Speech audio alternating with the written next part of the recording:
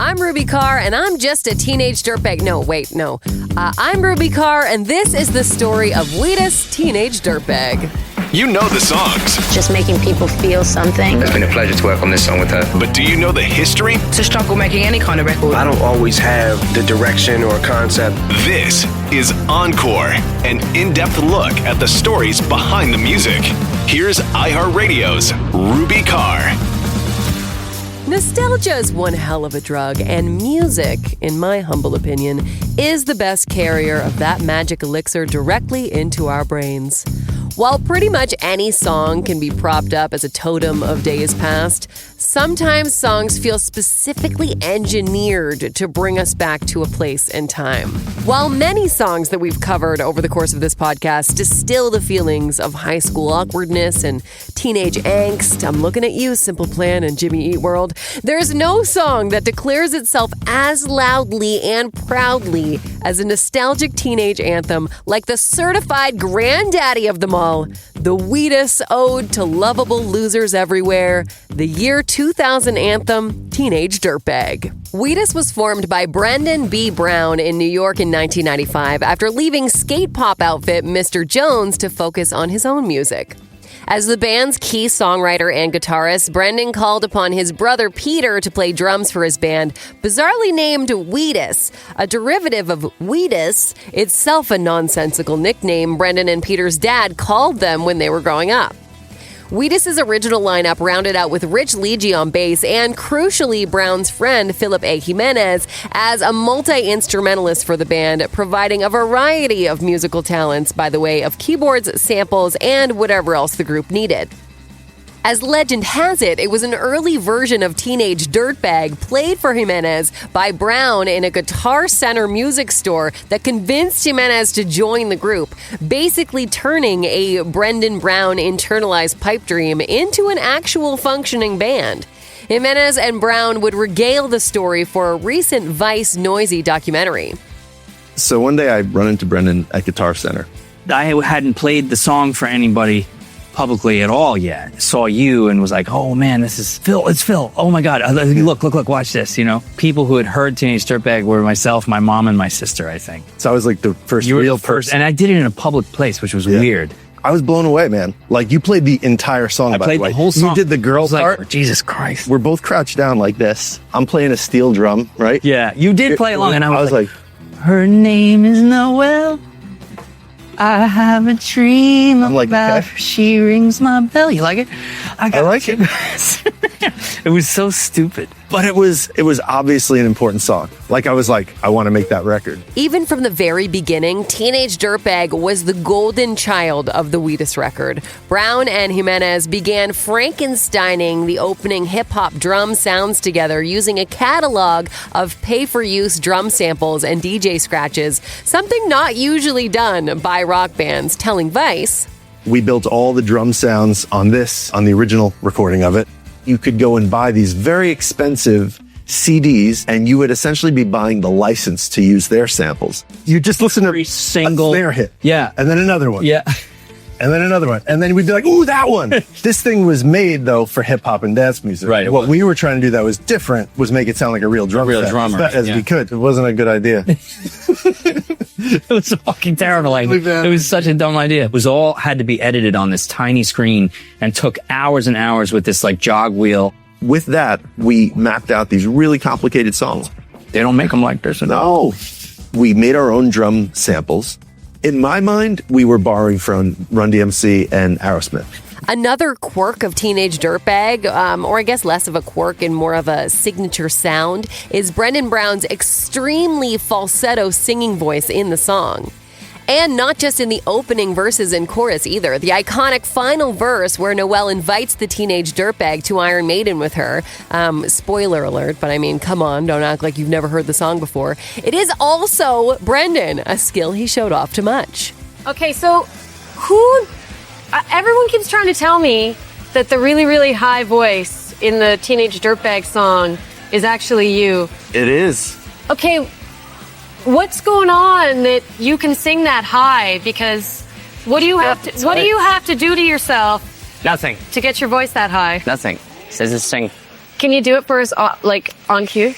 She said I got tickets to Iron Maiden, baby. Wow, that's a skill. Did you hone this skill over many years? Yeah, listening to Al Green and Michael Jackson. Okay, I can see that. Very nice.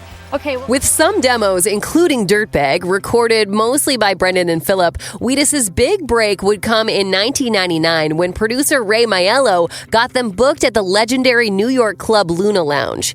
You may remember from last season of Encore that Luna Lounge was a crucial part of the story of the Strokes' early success before hitting it big with Last Night in 2001. As always, you can listen to that episode in our archives. Wheatus also took advantage of the burgeoning internet music scene, uploading music to a website called Billboard Talent Net. According to Jimenez in an interview with The Guardian, they quickly became the most downloaded band in New York. By the time the Luna Lounge shows became a regular occurrence for Wheatus, Ray Maiello put his industry connections to good use and began shopping the homebrewed album to A&Rs to major labels everywhere, building on the intriguing online success and eventually catching the ear of Columbia Records' Kevin Patrick, who had very strong feelings about Dirtbag. We started off very small. We're playing the downtown Manhattan scene. Within a year, we're getting bigger audiences and playing bigger venues. Having family and friends to having lines around the block of people we didn't know. Kevin Patrick was a guy who approached us from Columbia Records who wanted to sign the band. I feel like Kevin himself was a bit of an outcast and a bit of an underdog. And I think he found some kind of kinship with Brendan and that song. My assistant actually knew about the band. I guess he would have played me Teenage Dirtbag. I mean, I just thought it's perfect. You know, if you can't feel a song like Dirtbag, you're just a freaking idiot. You shouldn't even be in the room. With Patrick's support, Wheatus were signed to a multi-album Columbia deal, with Maiello taking up management duties. With an album essentially done, Columbia had hoped to kind of just plug and play Wheatus into the scene at large, but Brown refused. Wheatus would lean on Philip's production and engineering background, which hadn't steered them astray so far, as well as Brendan's persistence and resourcefulness to build out a recording studio in his mom's basement. And no, his mom's basement was not some New York co-working hub. It was his literal mom's basement. The band would build a control room in Brown's mom's dining room and run a 100-foot cable down to the basement where the recording of their debut self-titled album would take place. I'm sure she was thrilled. It was pandemonium for the most part. Okay, let's try and hit it again. But it was wonderful. And all I would do is keep making chicken cutlets and feeding them, feed the beast. Oh, okay, so she kind of was thrilled. That's just very wholesome. Thanks, Mom. And let's be honest, though, if my daughter wanted to take over my house with her future band, I'm definitely going to let it happen. As you might expect, Wheatus chose to self-produce the album, not only out of necessity. I mean, you usually don't record in your mom's basement if you have a ton of options in front of you, but also out of a real commitment to artistic integrity and experimentation, with Brown and Jimenez telling much. As far as Columbia was, they wanted to, just like he said, they wanted to release our demos, I guess you could call them, the stuff that we had worked on up until the point that we signed. And we said, wait, please, we can do better, we can do better. Let us try again. And they did, and they've been really gracious with allowing us to have creative control over our production, which is, an amazing feat with the major labels. Columbia's really been cool about that. As they recall, Wheatus had 3 weeks to re-record the album, blowing a sizable portion of their signing advance on re-recordings of all their songs, including Teenage Dirtbag in early 2000. One of the weird and wonderful ideas that Brown and the band had throughout the recording sessions was the complete lack of actual electric guitars found on the record, despite the sound of electric guitar tones that would eventually be present. To achieve this, Brown would connect his acoustic Martin guitar through 2 preamplifiers, which then connected through individual power amplifiers. Brown could then choose and switch between the preamplifiers using a pedal, seamlessly swelling into a distortion sound while fading out the clean tone. Again, this creativity was mostly born out of necessity, as Brown would admit on the band's website that he actually just didn't know many guitar players. So he took 3 different guitar sounds that he had in his head and turned them into his signature sound. I changed everything, Brown told Rolling Stone. I tore the guitars apart, built them back together again, a lot of prototyping. The thing I wanted it to sound like was a very fuzzy yet very punchy wall of sound, and then to also have the low end of hip-hop. It took 4 years to find out what the stupid song was supposed to sound like. Iron Maiden, name-dropped multiple times in Dirtbag, proved to truly be the emotional underpinning of the song, despite, as I've mentioned, not a single electric guitar to be found, with Brown telling much. Did you were one of these Dirtbag people? Absolutely, yeah. What does Iron Maiden bring to mind when someone says Iron Maiden? What Maiden, image? that's how I learned how to play guitar, listening to Iron Maiden. They taught me everything I know about music, almost. But your songs don't sound like Iron Maiden. No, they don't have to. I mean, that was a time, for me when I was a kid, getting there, listening to that type of music, learning how to play. Over here, it was heavy, it was fast, intricate, and interesting. Okay. And it was good music to listen to. Okay, so Still is. How have you brought that into what you're doing now, though? Well, you know how metal. Leave the back. Yeah, leave. Oh, it's there. Trust me, it's there. It's there. Cut it really short Feathering. on top. Feathering. Really short on top. Okay. Let's see what we got now. You mess it up, I'll be so mad. Oh no! We're getting there. It's getting pretty mullet-like. This is too Michael Bolton, though. It's a little Michael Bolton. Anyway, heavy music has like go shorter. Big, ripping emotion. I cut off a lot of your real hair too. Well, Dirtbag kind of has that too in the choruses. You can only get that emotion from heavy metal. You can't get it from pop or anything really. So you have to go into your library of heavy metal and you say, what makes me feel like that sort of it. And Iron Maiden.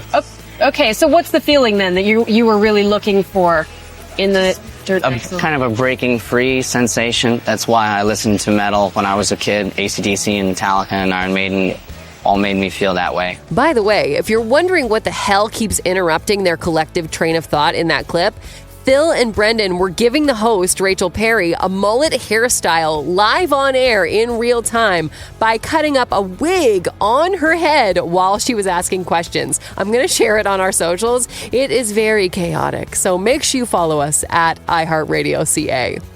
Anyway, it was around the time of the re-records that Columbia started poking their nose into the band's business, hoping to pare the band down to a three-piece, relieve Jimenez of his producer duties, commercialize their look, and even asking Brown to lose some weight to become more marketable. The band refused, although Rich Leegee would depart the band and be replaced by bassist Mike McCabe around this time. Despite pushing themselves to the point of exhaustion and breakdown, the record was re-recorded to the band's liking and submitted to Columbia on April 20th, 2000. We finished the album in the 3 weeks that he gave us. We pulled it off. I was exhausted. We were like zombies. There was one slight problem with that date. We had delivered the record on the 1-year anniversary exactly of the Columbine Massacre. Okay, so let's take a pause here for a second because we've admittedly been beating around the bush a little bit here in the tale of Teenage Dirtbag, haven't we? What I've kind of failed to mention is that Teenage Dirtbag isn't really the happiest of songs. Originally, Wheatus and Brown gave a pretty straightforward explanation for who/what a Teenage Dirtbag was, telling much at the time. What is it about the Dirtbag? Dirtbag is, I don't know, I was one. You really were? Yeah. Did you have a mullet? Absolutely. You had a mullet? Yes. Wow. I think we all did it. Yeah, I had a real one, a real good one too. It was like feathered mullet, like in the back, Okay. It was like a real, like, strong mullet. And this seemed like a satisfactory enough answer. Looking back on it now, the track is certainly more dark themes adjacent rather than being a harrowing tale in and of itself. The story of the now anthemic track has some gruesome origins. And Brendan's real explanation of where Teenage Dirtbag came from, it wasn't what he told much. That's not a lie, but tracing the steps back, it was kind of like I kept bumping into this thing the summer of 1984 in Long Island. It's not happy stuff. I grew up in Northport, Long Island, sort of cloistered, but also dangerous. Just kind of learned that you had to watch out for the older kids. I was in more fist fights by the time I was 9 than I could even count. It was that kind of a town. In the summer of 1984, I was just starting to find my musical identity. And same summer, a 17-year-old kid named Ricky Casso who had lived on my block, lured his friend Gary into the woods, and he stabbed him to death in the name of Satan. He got arrested wearing an AC/DC shirt, and that was my favorite band at the time. I had a tape case full of AC/DC. And here's the Rolling Stone article about the murder. It was the first time I ever saw the term dirtbag used in its like sort of period correct vernacular, is in the Rolling Stone article. Ricky was a dirtbag. He would have been called a dirtbag before the murder. That was like what people who listened to AC/DC and Iron Maiden and all that stuff, that's what they were. It shook the foundation of the whole entire town and what it meant to be a dirtbag or a metalhead. Suddenly, parents and teachers and cops, priests, everybody wanted to know what was in your tape case. I loved heavy music, and heavy music was supposed to have caused this murder.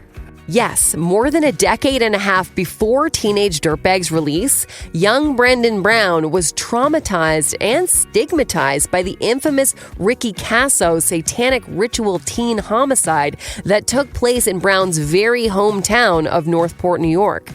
Brown never truly got over the horrific events, with the concept of a literal teenage dirtbag floating around in his brain from the age of 10. His parents, also struck by the events, would send him to an all-boys school in Long Island just to keep him away from the other potential dirtbags that could be hiding behind any corner. Eventually, as Brown would tell Tone Deaf magazine in 2012, that stigmatization turned into inspiration as he began to write tunes for Wheatus. All the parents and the teachers and the cops thought I was some kind of Satan worshiper, so that's the backdrop for that song. So when I sing, I'm just a teenage dirtbag, I'm effectively saying, yeah, f*** you if you don't like it. Just because I like AC/DC doesn't mean I'm a devil worshiper and you're an idiot. That's where it comes from. Now, Teenage Dirtbag doesn't explicitly have anything to do with the Ricky Casso murder story. Nobody gets hurt in the song, there are no calls for anyone to get hurt in the lyrics, and as the story resolves by the end of the song, we are reassured that the Teenage Dirtbag is the lovable little scamp of a protagonist of the song, and that a little teenage dirtbag lives inside all of us. Brown would tell much as much in 2000. Dirtbag giving hope to people, I guess that's a general dream, to have everybody relate to the message and the story that's being told and understand what we're saying, as opposed to the flash in the pan kind of mentality of, just you don't really know what the song's about, but it sounds good, so, well, maybe there's a story and maybe we have a story to tell, so listen up and read lyrics.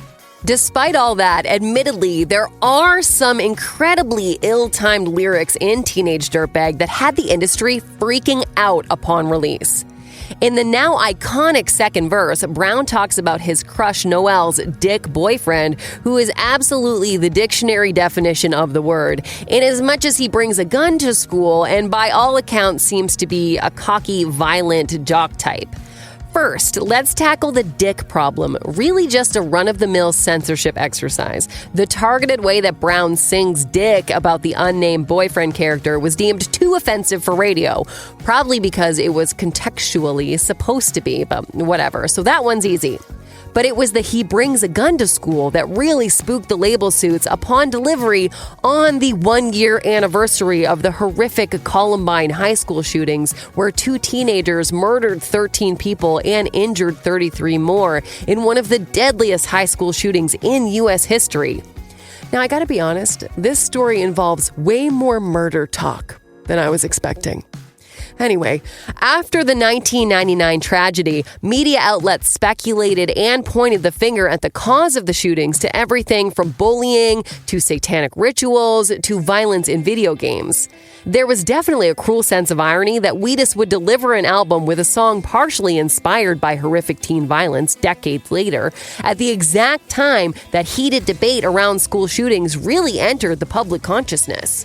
There's a line in this song that says, he brings a gun to school. My role was to get airplay for our artist on Top 40 radio. I do remember people then all of a sudden were focused on the lyrics, and some people were like, I can't play a song that says that. Walmart wouldn't carry the record. Meanwhile, down the aisle, they're selling guns, and they still sell guns, but they wouldn't carry an album that had that lyric on it at the time. It was suddenly like something was really wrong. They said that they wanted me to sing some alternate lyric. They wanted me to write another verse or some other thing.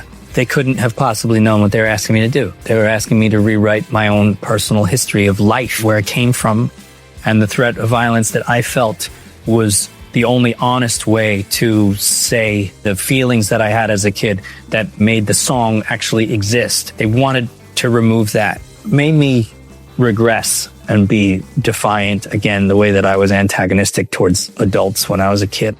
I mean, exactly. This was an incredibly cathartic and expressive way for Brown to really free himself from the fear he experienced as a young child, and now censorship threatened it all. Why are we even talking about what somebody listened to? They wanted me to sing something else. And to that I said, go fuck yourself. Never mind. We don't need a record deal. If you don't want to put this out the way that it is, then don't. But that kind of surprised everybody. They were like, well, we have to do a clean version for pop radio anyway, so let's just see what that's like. We'll put something over it. So they replaced it with the record scratch. Yes, a heavily censored version of the song eventually made airwaves in the States, and by some standards was a success, getting to about number 7 on the alt charts. But the label was essentially looking for Blink-182 size success, and as Wheatus might say, they didn't give a damn about them. But this wouldn't be an episode of Encore if the story ended there, now would it?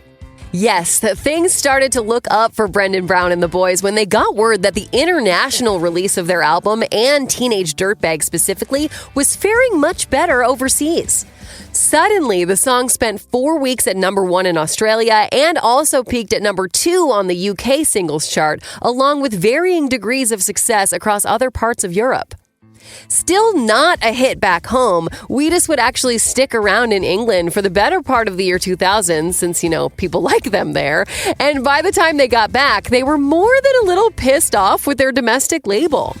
Despite its overall poor performance sonically, Teenage Dirtbag would receive a bit of love back home in video form, as it was chosen to be the main marketing vehicle for the 2000 Jason Biggs movie aptly named Loser.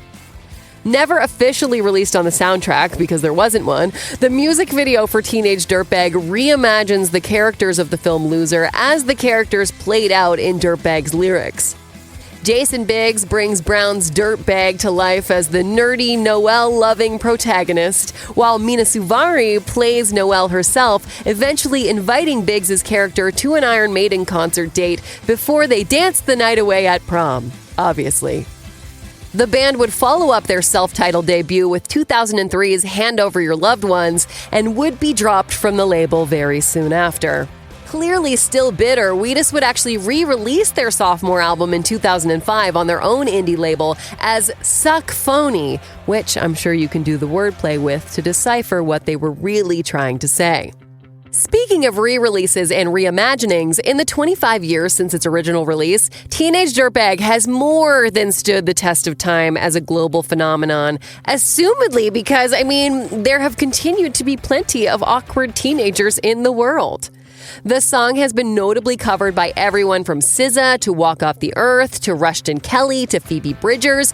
Ed Sheeran recently brought Brendan out to duet the song in Hamburg, Germany. But the song perhaps made its biggest mark on pop culture when it was lovingly adopted by the world's biggest boy band, One Direction. Yes, 1D played Teenage Dirtbag no less than 125 times on their Take Me Home tour, and even included a live version of the cover on their This Is Us concert film. On the choice to include the song on their setlist, the late Liam Payne told MTV, "We're just teenage lads. We're not saying we're dirtbags, but we're grimy characters." I will say, notably in the concert film version, 1D completely skipped the "boyfriend's a dick, he brings a gun to school" verse, but I did some deep rabbit hole research, and the guys do include the controversial lyrics on the run-of-the-mill tour stops. So Niall Horan, thank you for your commitment to artistic integrity. In 2016, Wheatus realized that Columbia had actually lost the master recordings of Teenage Dirtbag. They were apparently recorded on a transitional audio format that quickly fell out of favor, and as a result, were possibly just discarded. Brown and his band, which has gone through way too many lineup changes to list here, by the way, painstakingly took more than 2 years to re-record the album, and just like the first time, Teenage Dirtbag was the crown jewel of the sessions. Brown actually sat down with CBC in 2021, soon after the album's eventual indie label anniversary re-release, to talk about the process, telling them re-singing Teenage Dirtbag and having to make the sort of vocal mistakes again was definitely the most dangerous part of it, because you can permanently damage your voice, you know? So I had to take a lot of breaks doing that. Despite having to listen to Dirtbag the better part of 10,000 times, Brown is finally content with its output, telling CBC, "I didn't know what I was getting myself into when we started, but now we have the proof that it existed once and it exists again and it's ours. So yeah, it's totally worth it." With Teenage Dirtbag re-recorded, Wheatus intended on doing a 20-year anniversary tour in 2020 that immediately got canceled thanks to the pandemic. So instead, they called out to their fans to help them re-record an at-home quaranteenage Dirtbag. That is just cute. And then, of course, there was a super cute video that features an endless number of fans of various musical skill levels playing the song on every kind of instrument imaginable. And who says that time doesn't heal all wounds? In 2023, despite being an indie band long divorced from the shackles of a major label, Wheatus struck a deal with former label Columbia Records to release the Just a Dirtbag Christmas EP, which contained, along with a beautiful orchestral instrumental version of Teenage Dirtbag, an all-new reinterpretation of the hit called, you guessed it, Christmas Dirtbag. I'm going to let you Google the lyrics and experience the Christmas miracle that is Christmas Dirtbag on your own time. It's giving Love Actually. If you know, you know. And I mean, if you're thinking, how the hell did they make Teenage Dirtbag into a Christmas song? May I remind you that her name is Noelle. Merry Christmas, everyone. Now, if you'll excuse me, I've got 2 tickets to Iron Maiden. I'm Ruby Carr. Thanks for listening to another episode of Encore. That was the story of Wheatus, Teenage Dirtbag. Make sure you subscribe so you never miss an episode, new every Thursday. Encore is an iHeartRadio Canada podcast. Download the free iHeartRadio app and subscribe. Thank you. Thank you so much for coming.